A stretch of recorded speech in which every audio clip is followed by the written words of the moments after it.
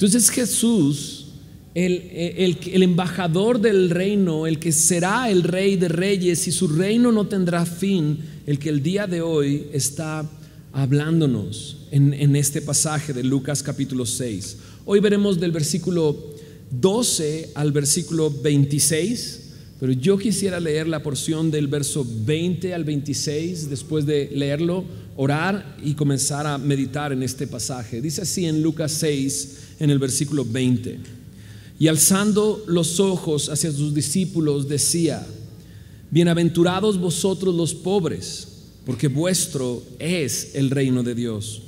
Bienaventurados los que ahora tenéis hambre, porque seréis saciados. Bienaventurados los que ahora lloráis, porque reiréis. Bienaventurados seréis cuando los hombres os aborrezcan y cuando os aparten de sí y os vituperen y desechen vuestro nombre como malo por causa del Hijo del Hombre. Gozaos en aquel día y alegraos, porque he aquí vuestro galardón es grande en los cielos, porque así hacían sus padres con los profetas. Mas ay de vosotros, ricos, porque ya tenéis vuestro consuelo. Ay de vosotros, los que ahora estáis saciados, porque tendréis hambre. Ay de vosotros, los que ahora reís, porque lamentaréis y lloraréis. Ay de vosotros cuando todos los hombres hablen bien de vosotros, porque así hacían sus padres con los falsos profetas. Oramos. Señor, gracias por este tiempo en el que podemos estar frente a tu palabra, Señor. Queremos no solamente escucharla, sino que tu palabra pueda penetrar nuestro corazón y discernir las intenciones y motivos de este. Así como dice tu palabra, ser como espada de dos filos que penetra, así penetra nuestras vidas con tu palabra.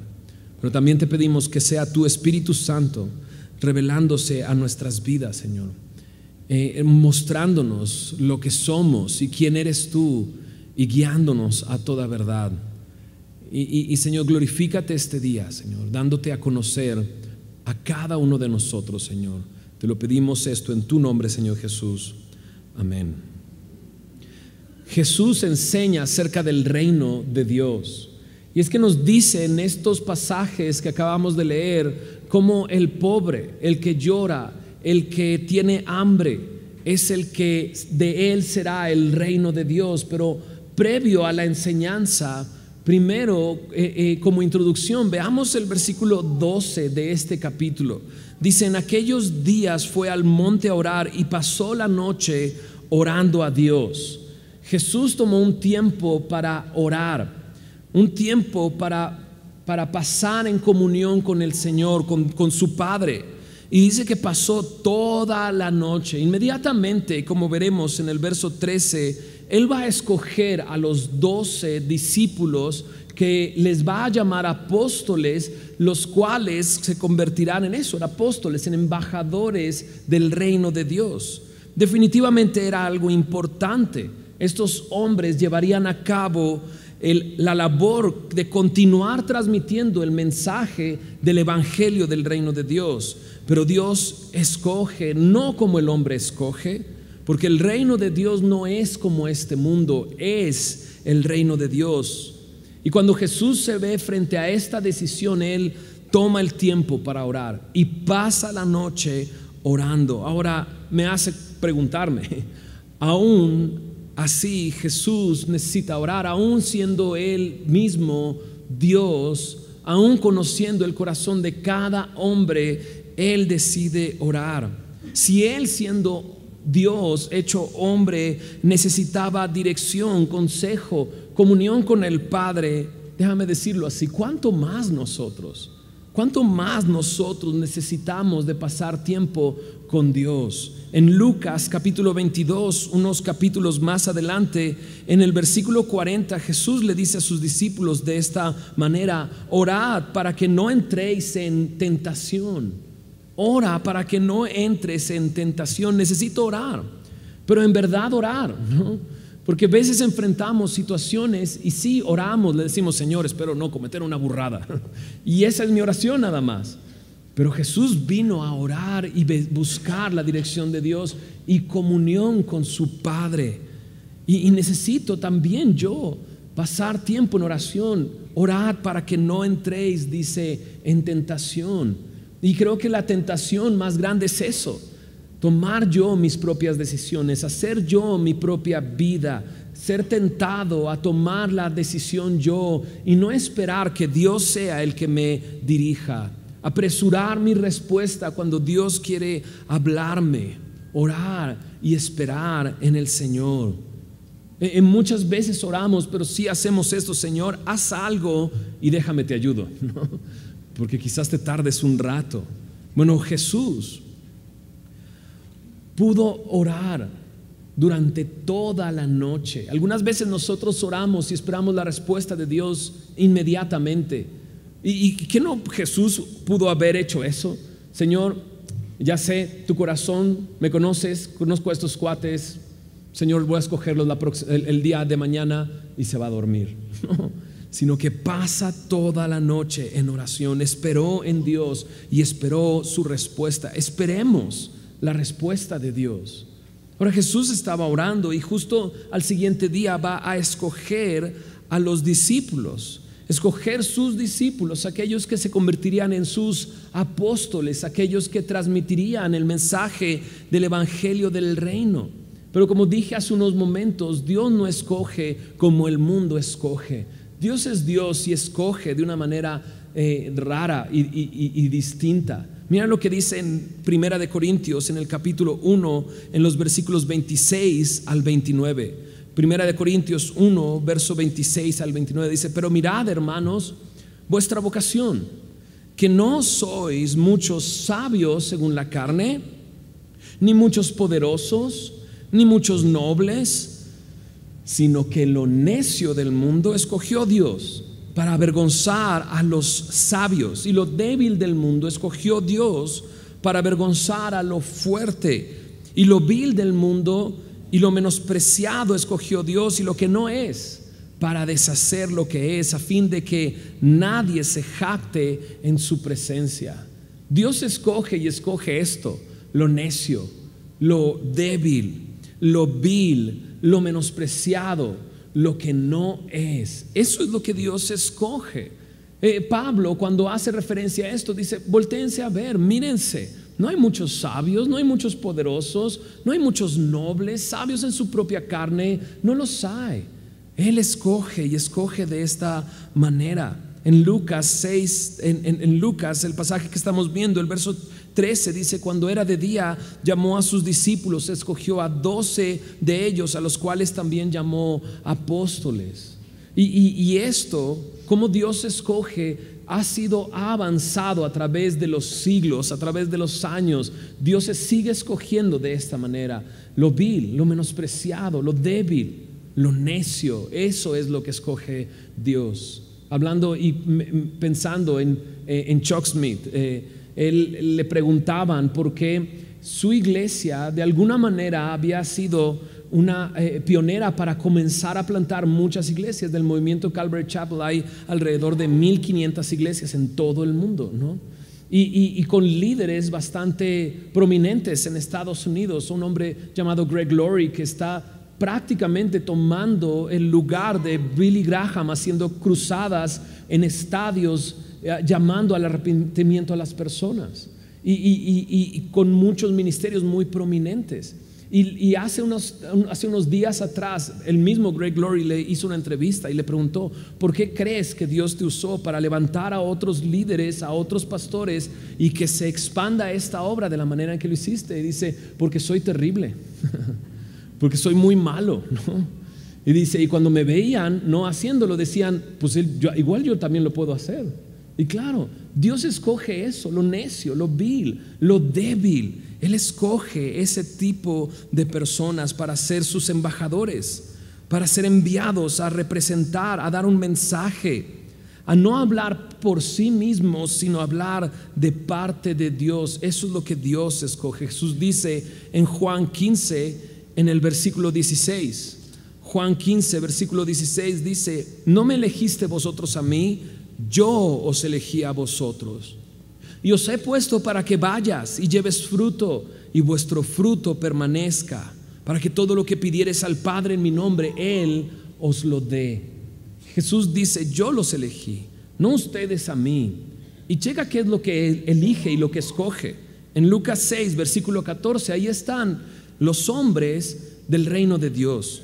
Ahí están, dice ahí, Simón, a quien también llamaban Pedro, Andrés, su hermano, Jacobo y Juan, también, estos eran hermanos, Felipe y Bartolomé, Mateo, Tomás, Jacob, hijo de Alfeo, Simón, llamado Celote, Judas, hermano de Jacobo, y Judas Iscariote, que llegó a ser, dice, el traidor. ¿Quiénes eran estos hombres? Bueno, a través de la Biblia podemos conocer un poco de su vida y un poco de cómo eran. Simón Pedro, no hay mucho que decir de Pedro, bueno, porque lo conocemos, es el que más se sabe, es el impetuoso Pedro, el impetuoso que saca la espada y defiende al Señor Jesús creyendo que Él puede defenderle y le corta la oreja a Malco, uno de los guardias del templo. Él es el aventado, digámoslo así, el bocón, el que habla y dice cosas por decirlas, ¿no? El que contradice al mismo Jesús, el mismo que negó a Jesús, Jesús lo escoge. Andrés es el que trajo al mismo Simón para conocer a Jesús, es el que va y el que trae a otros, tiene ese espíritu Andrés. Jacobo y Juan, Jacobo es el primer, aquel que Herodes le cortó la cabeza en Hechos, pero tenía un hermano llamado Juan, y Juan se le conoce como el apóstol del amor, pero extraño, porque en un momento Jesús les pone un apodo, les dice Boanerges, hijos del trueno, ¿no? Y dices, hijos del trueno, sí, porque en un lugar no quisieron recibir a Jesús y ellos le dijeron al Señor Jesús, Señor, ¿quieres que oremos y que pidamos que se descienda fuego del cielo y que queme a todos estos? Esos son los apóstoles, estos son los que escogió Dios, impetuosos, aventados, bocones, y inmediatamente dispuestos a someter el juicio de Dios sobre personas. Felipe es el que digámoslo así, necio. Jesús les dice, voy a prepararte un lugar, voy a preparar un lugar para que tú estés donde yo esté, ¿no? El que me ha visto a mí, ha visto al Padre. Y de repente Felipe es el que le dice, Señor, muéstranos al Padre y nos basta. Y dices, ¿qué no escuchaste? Lo acabo de decir. El que me ha visto a mí, ha visto al Padre. Bartolomé, también llamado Natanael, no se sabe mucho de él, ¿no? Como otros que tampoco se sabe mucho de ellos. Mateo, lo vimos hace un par de semanas. Mateo era el cobrador de impuestos, el traidor, el que se hizo rico a expensas de su propio pueblo. Tomás, que creo malamente se le conoce como el incrédulo, porque no creyó que Jesús había resucitado cuando los otros 10 habían visto al Señor, pero en verdad era valiente, porque es aquel que cuando Jesús decide bajar a Betania, en un tiempo difícil que podía ser arrestado y muerto, Tomás es el que dice, vayamos con él y muramos con él. Jacobo dice aquí, hijo de Alfeo. Simón, celote, dice, el celote implica que este hombre era de un grupo radical que estaba en contra de Roma. Lo necio, lo vil, lo menospreciado escoge Dios y los pone juntos. O sea, Mateo, traidor, dispuesto a enriquecerse con dinero de Roma, y Simón, celote, de un partido radical en contra de Roma, en el mismo lugar. Dios escoge personas así. Judas, hijo de Alfeo, el mismo hermano también de Jacobo, hijo de Alfeo, que Judas es el que también se le conoce como Judas Tadeo. Y también Judas Iscariote, de Queriote, eso significa Iscariote, que era de una región, era el único de la tribu de Judá, ¿no? Es el traidor. Y aún así Dios lo escogió. Y muchas veces preguntamos, ¿pero por qué escogió a él? 3 años con el Señor pudieron haber hecho la diferencia en Judas. Y no es que el Señor no tenga poder, sino es la necedad de Judas de no responder al amor de Dios. Él se convirtió en el traidor, y él es al que llama a Jesús a estar con él. ¿Cómo los ves? ¿Cabes tú también? Pero definitivamente yo quepo ahí, claro, sin duda. Él escoge lo necio, lo débil, lo vil, lo menospreciado. Increíble que Dios pueda escoger una persona llena de orgullo y de egoísmo, que vivía en las drogas, en el alcohol, que vivía haciendo su propia voluntad, y que Dios lo escoja y lo ponga como pastor. Lo vil y lo menospreciado, lo débil, escoge Dios, y aquí lo vemos, son todas estas personas. Ahora, muchas veces que vemos en una imagen a estas personas, los vemos viejitos, ¿verdad? Es chistoso, pero pensamos, los apóstoles, los discípulos eran viejitos ahí caminando al lado de Jesús, ¿no? Pero no, eran hombres jóvenes. ¿Por qué sabemos eso? Porque muchos vivieron, a menos que hayan sido martirizados. Por ejemplo, el mismo Juan vivió hasta cerca de los 100 años. Por lo tanto, tuvo que haber sido muy joven cuando él estaba con el Señor. Eran jóvenes. ¿Sabes? Dios escoge lo vil y lo menospreciado, y Dios quiere escoger jóvenes para servirle, para estar cerca de Él y ser embajadores del reino de Dios. Muchas veces pensamos, no, Él escoge a los viejitos, ¿no? Yo estoy joven, digo, mi barba está llena de canas, ¿verdad? Ayer platicaba con alguien, si me rasuro, bueno, para empezar nadie me reconoce, ¿no? Pero me quito como 15 años, representaría mi edad, como 30, no es cierto. Tengo 38. Dios me alcanzó a los 25 años, me puso a servir a los 30 años. Dios quiere escoger jóvenes para que sean embajadores, para que sean aquellos que prediquen el evangelio del reino de Dios. Y aquí están estos, y los veo, y son jóvenes, no son viejitos, y algunos mirándose así de: ¿qué hace este cuate aquí? ¿No? ¿Y qué está haciendo este otro aquí? Y los veo así, callejeros, ¿sabes? Callejeros. No fue Jesús a escoger a una escuela rabínica, fue a escoger pescadores, fue a escoger gente vil, necia, débil. Eso fue lo que escogió Dios. Qué maravilla que Dios siga escogiendo de esa manera, ¿no es así? Pero definitivamente tienes que reconocer que eres necio, vil y débil para poder ser usado por Dios. Sigamos. Mira los hechos del reino. En Lucas 6, versículo 17 al 19, ahí está, dice: descendió con ellos. Ahora Jesús va con ellos. Se detuvo en un lugar llano en compañía de sus discípulos y de una gran multitud de gente de toda Judea, de Jerusalén y de la costa de Tiro y de Sidón, que habían venido para oírle y para ser sanados de sus enfermedades. Y los que habían sido atormentados de espíritus inmundos eran sanados, y toda la gente procuraba tocarle, porque poder salía de él, y sanaba, dice, a todos. De todos lados venían a escuchar al Señor Jesús, no solamente a oírle, dice, y para oírle, un lugar para oír la palabra de Dios. Y están a punto de escuchar un sermón que algunos creen es otra enseñanza del mismo sermón del monte. Otros dicen es un resumen del sermón del monte, pero están frente al el sermón más hermoso y el sermón que describe el reino de Dios, cómo es el reino de Dios. ¿Cuántas veces Dios quiere hablarnos claramente? Y Él ha preparado y ha escogido a personas para ser usadas para predicar su palabra. Y ahí está el Señor Jesús, listo para enseñar, y las personas listas para oír la palabra de Dios. Y este sermón que estaremos meditando, vamos a estar meditando en él varias semanas, porque quisiera ir poco a poco definiendo estos principios del reino de Dios. En Mateo capítulo 5 al 8, el 5 al 7 está el sermón del monte, un poco más extendido, y Mateo le escribe a los judíos, por lo tanto pone muchas cosas que le interesan al judío. Lucas simplemente hace un resumen, pero vamos a ir poco a poco viendo este sermón porque queremos escucharle. ¿Te imaginas? ¿De dónde venimos? ¿No? Hay personas que vienen desde Pachuca aquí a Semilla de Mostaza, ¿sabías? Y yo creo que si empiezo a preguntar, sabríamos que venimos de muchos lados, pero venimos con el único fin de escuchar al Señor, de escuchar a Dios, de escuchar su palabra. Él quiere hablarnos y nos quiere hablar claramente. Pero también dice ahí que venían para ser sanados, ya sea de enfermedades o para ser sanados, ya sea por tormentos de espíritus inmundos. El reino de Dios es esto, es Dios hablando a su pueblo, dando instrucciones, mostrando su carácter, mostrando la verdad.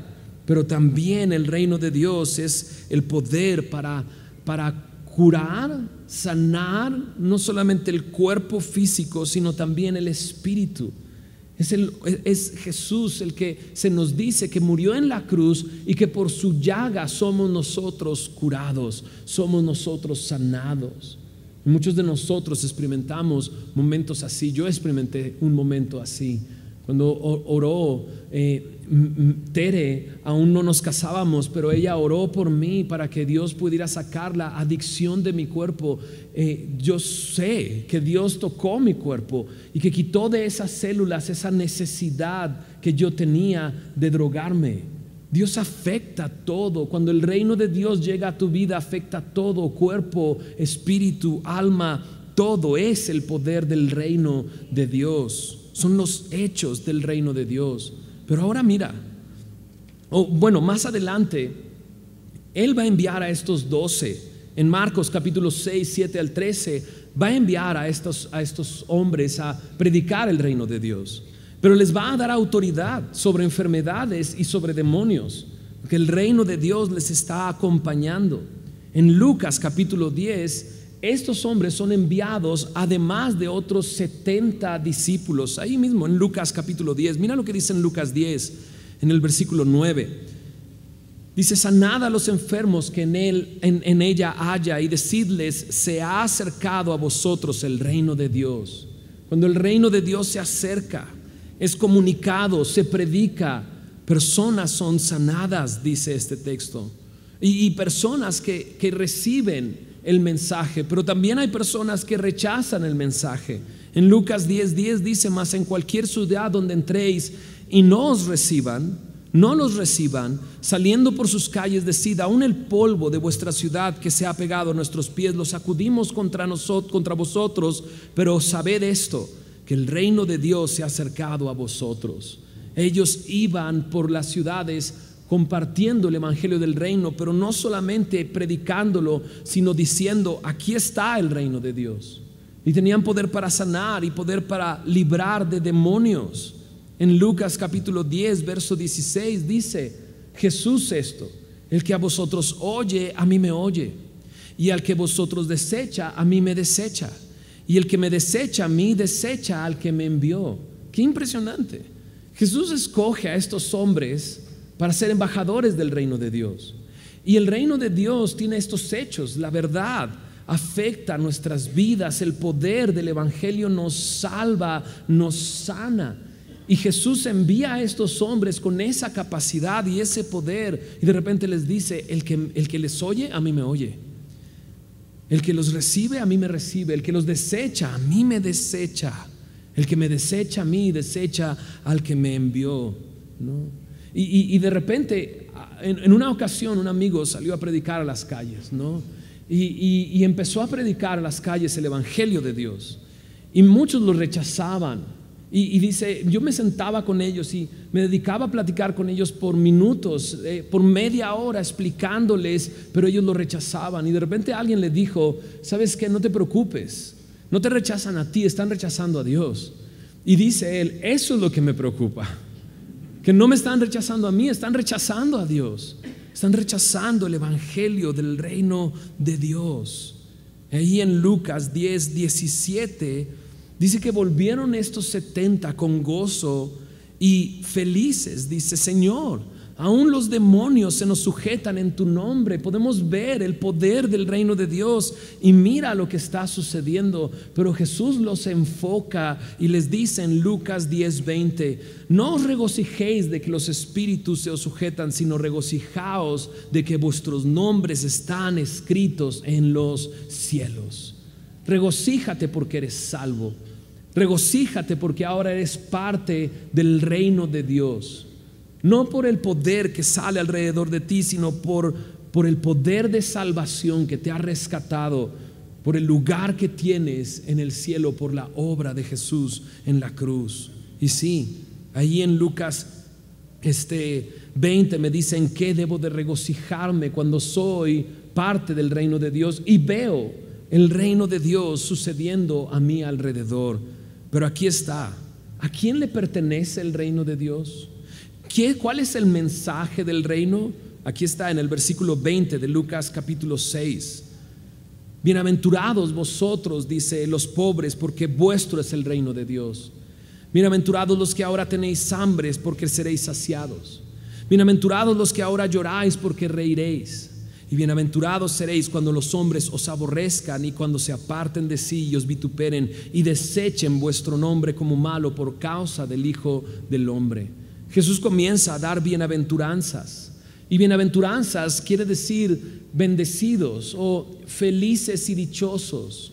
Felices y dichosos serán este tipo de personas, pero más adelante en el verso 24 al 26 están los ayes. Ay, dice, de vosotros ricos, porque ya tenéis vuestro consuelo. Ay de vosotros los que ahora están saciados, porque tendréis hambre. Ay de vosotros los que ahora reís, porque lamentaréis y lloraréis. Ay de vosotros cuando todos los hombres hablen bien de vosotros, porque así hacían sus padres con los falsos profetas. Y Jesús presenta otra lista, la lista de los ayes, que el ay significa compasión. Es como si Jesús dijera, pobre de estas personas, tengo compasión de este tipo de personas. Pero también ese ay es un ay de juicio. Jesús está declarando lo que le sucederá a ese tipo de personas, y ambas listas son un contraste, completamente un contraste. Hay una similitud, pero a la inversa, lo contrario uno del otro. Al pobre le dice bienaventurado, al rico le dice ay de ti. Al pobre le dice tendrás el reino de Dios, tendrás todas las riquezas del reino de Dios. Al rico le dice serás pobre. Y es precisamente eso, un contraste, una similitud, pero a la inversa. Pero comienza con las bienaventuranzas. Y mira esto. Estos son los llamados al reino de Dios. Bienaventurados vosotros los pobres, porque vuestro es el reino de Dios. Y definitivamente Jesús no está hablando de pobreza económica, está hablando de pobreza como Mateo la dijo en Mateo 5, pobreza de espíritu, no de dinero. Si así fuera, Mateo no estaría ahí, porque es rico, un traidor pero rico, no estaría ahí. Sino los pobres son aquellos que reconocen que no tienen nada en ellos que pueda salvarles espiritualmente. Aquellos que reconocen su ruina espiritual. La palabra pobre es la palabra mendigo. Un mendigo es aquel que estira la mano pidiendo algo porque no tiene absolutamente nada. No está hablando de un pobre que tiene casa, sino un pobre que no tiene casa, que no tiene nada, que tiene que estirar la mano. Dice, bienaventurados aquellos que estiran la mano, que no tienen nada en qué refugiarse, en qué sostenerse, en qué salvarse. Bienaventurados los pobres, porque de ustedes, dice Jesús, es el reino de Dios. No solamente eso, dice, bienaventurados los que tienen hambre, porque seréis saciados. Y Mateo dice que esta hambre no es una hambre también física, sino hambre y sed de justicia, hambre de verdad, hambre espiritual, hambre de aquellos que no están cómodos, aquellos que saben que hay algo más, aquellos que, como esa mujer, aun cuando no había entendido lo que Jesús le había ofrecido, pídeme y te daré agua viva, ella dice, dame de esa agua, dame de esa agua.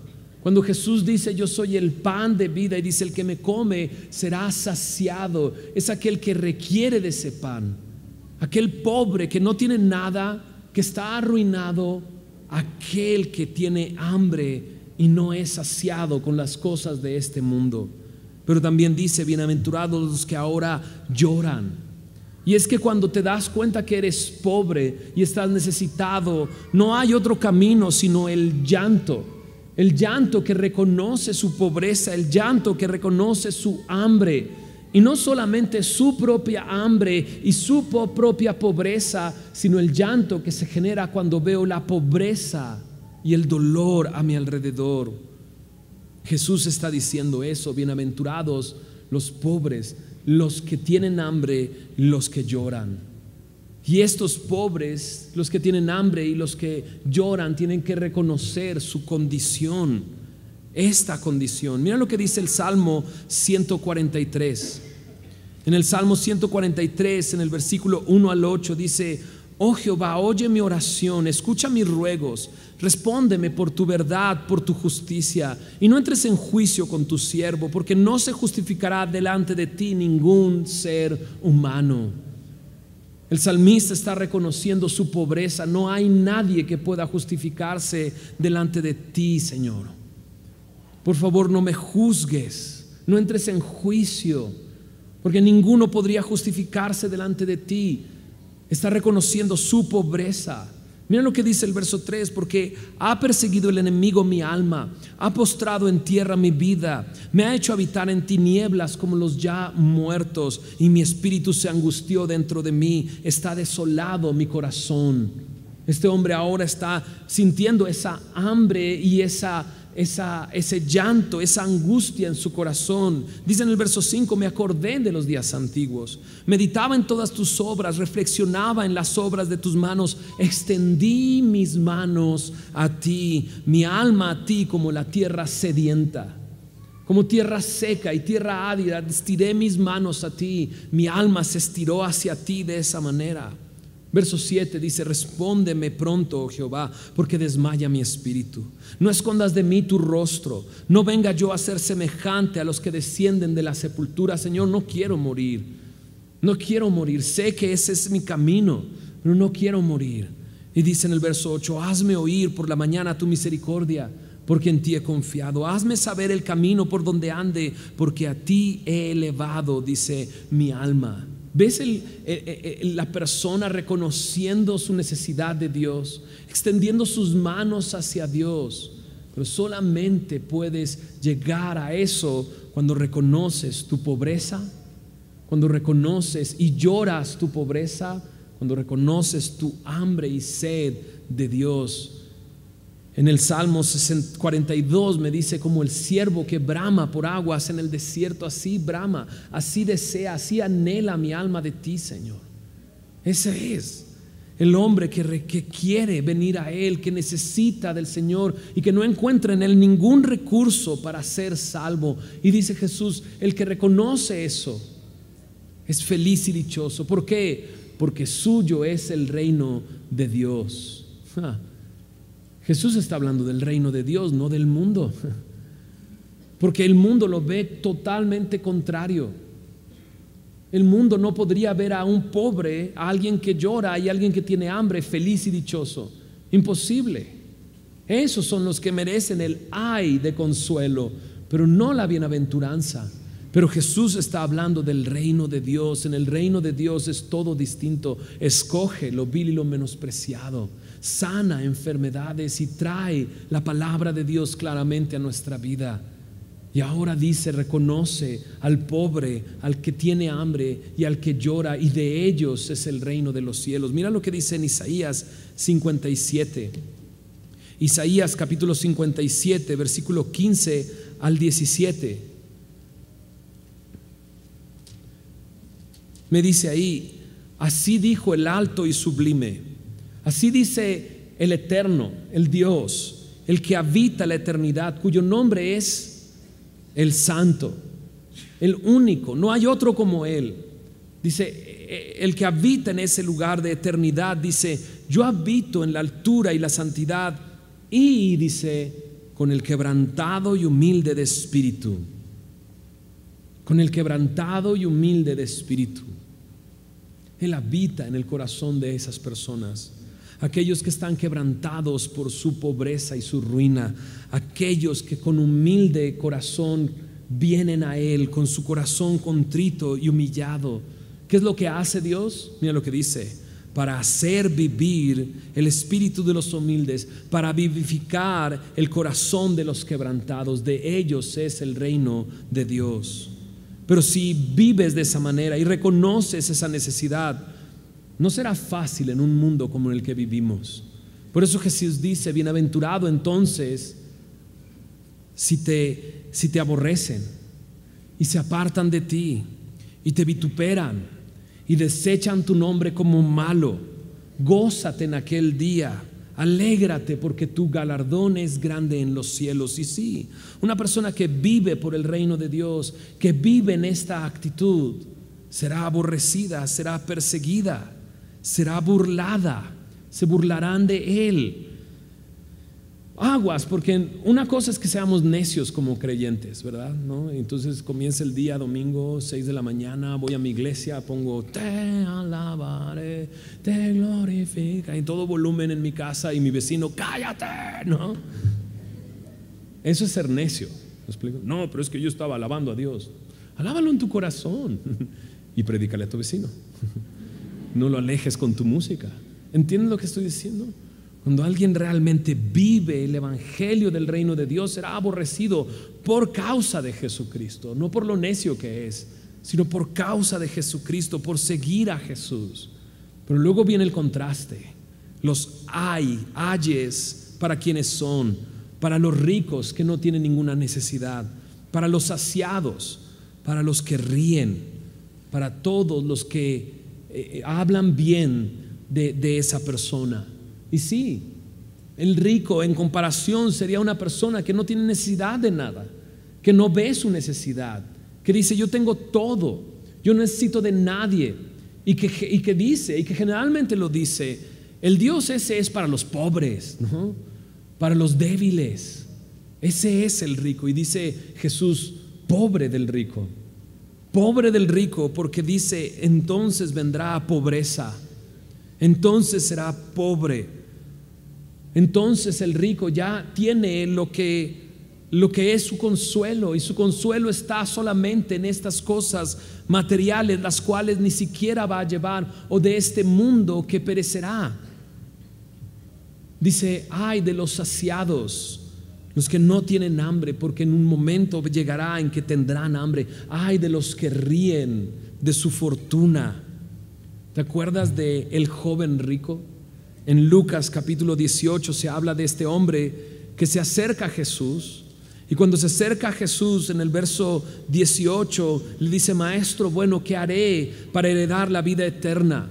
¿Qué es lo que necesito hacer para heredar la vida eterna? Y dice: ¿por qué me llamas bueno? Ninguno hay bueno sino solo Dios, y los mandamientos los conoces: no adulterarás, no matarás, no hurtarás, no darás falso testimonio, honrar a tu padre y a tu madre. Y él dijo, el rico dijo: todo esto lo he guardado desde mi juventud, todo esto yo lo he hecho. Es rico, no ve su pobreza. Y entonces Jesús le dice: aún te falta una cosa, vende todo lo que tienes, dalo a los pobres, tendrás tesoro en el cielo, y ven y sígueme. Su corazón estaba en la riqueza. Oyendo esto, dice, se puso muy triste porque era muy rico.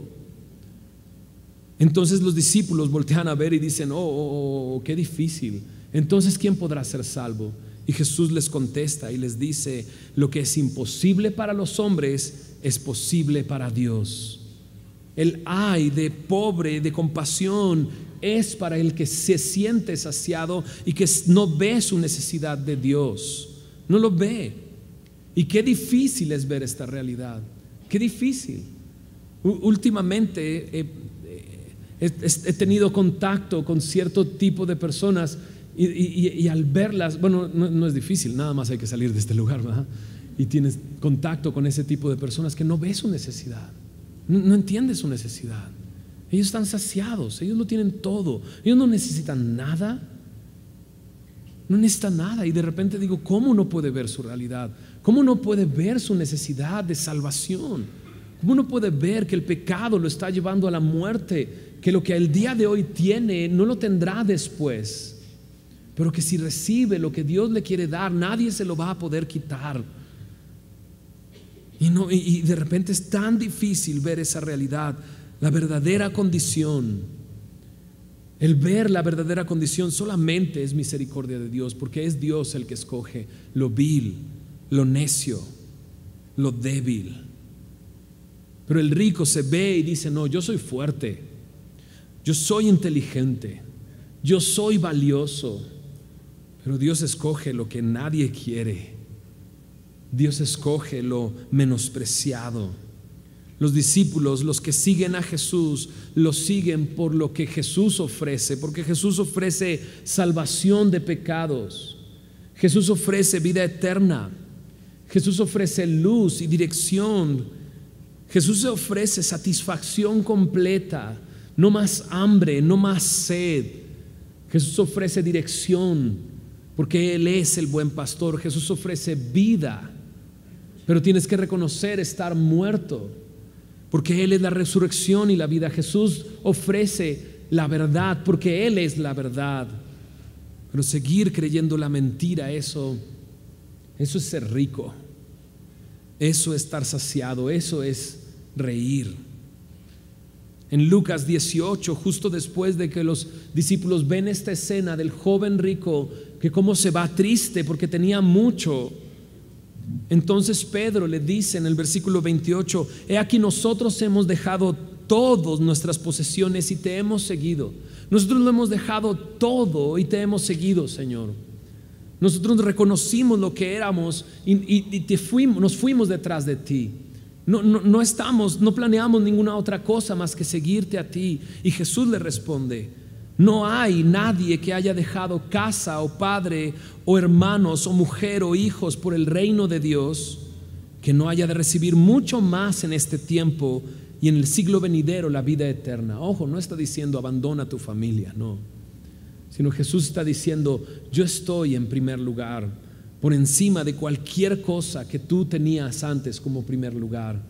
Y si esto lo has hecho por el reino de Dios, entonces recibirás mucho más en este tiempo y en el siglo venidero la vida eterna. Qué increíble. Dice al rico: ya tienes tu consuelo. ¿No? Alguien que no ve su necesidad de Cristo es una persona que ve lo que tiene y se consuela con lo que tiene. Qué triste, porque no ve la realidad, el dolor que involucra la posesión de cosas, porque ese no es el fin del hombre. Y qué triste que sería nada más en este mundo: esto es lo que tengo, es todo lo que va a haber, es todo lo que hay, cuando en realidad en el corazón del hombre hay esta necesidad por la eternidad que Dios puso en nosotros.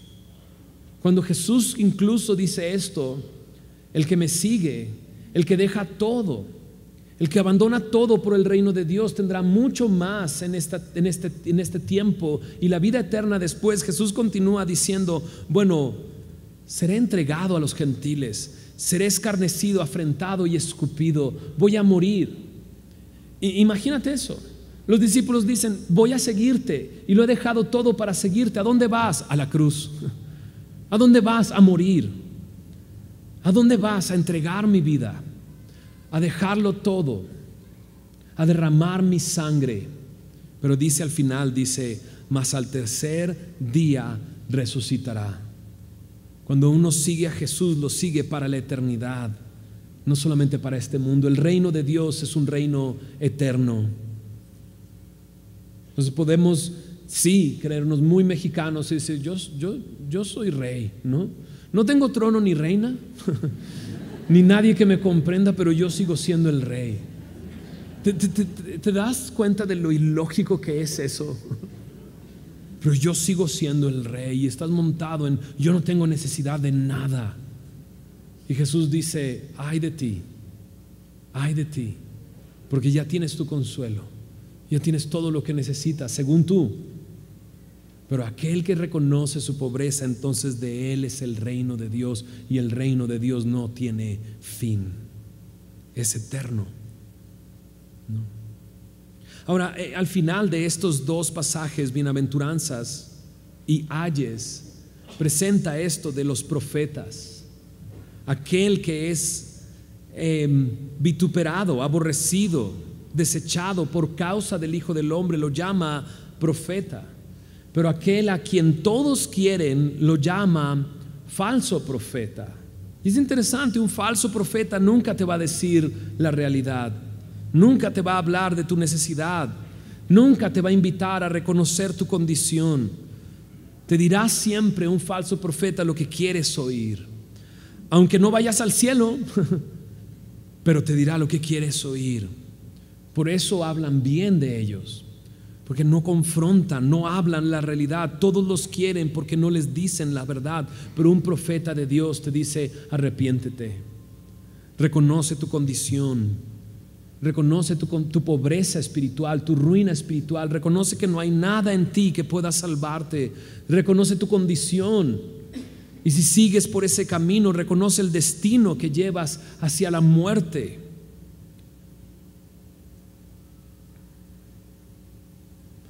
Un profeta diría: lo que tienes ahora será todo lo que tendrás,